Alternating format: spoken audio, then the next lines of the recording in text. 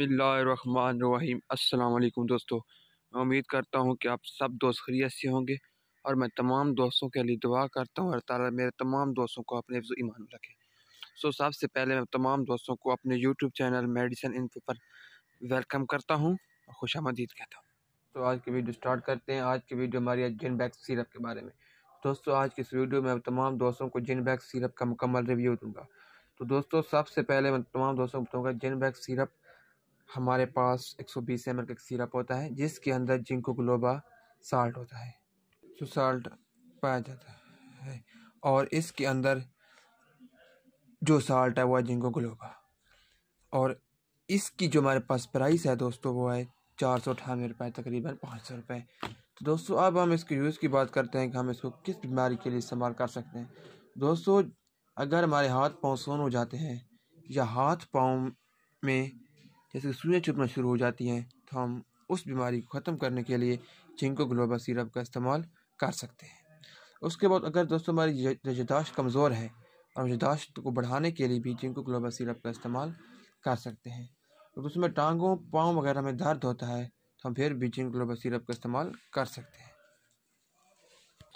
उसके बाद अगर दोस्तों हमारे चेहरे वगैरह पर झुर्रियाँ वगैरह, जैसे कि चेहरे पर झुर्रियाँ आ जाती हैं, तो चेहरे को खूबसूरत बनाने के लिए यानी कि झुर्रियाँ ख़त्म करने के लिए हम इस सिरप का इस्तेमाल कर सकते हैं। दोस्तों, अगर हमारे बाल वगैरह गिरते हैं तो बालों को गिरने से रोकने के लिए भी हम जिंको ग्लोबा सिरप का इस्तेमाल कर सकते हैं। उसके बाद दोस्तों, बुढ़ापेपन में भी हम इस सिरप का इस्तेमाल कर सकते हैं। दोस्तों, अल्ज़ाइमर डिजीज़ एक ऐसी बीमारी है जिसमें हमें सर दर्द होता है, हमें चक्कर वगैरह आते हैं। इस बीमारी को ख़त्म करने के लिए भी हम इस सिरप का इस्तेमाल कर सकते हैं।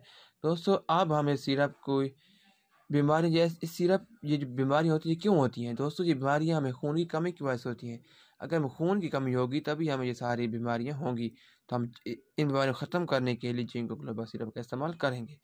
दोस्तों, अब मैं इसकी डोज की बात करता हूँ कि इसको हमें कैसे इस्तेमाल करना चाहिए।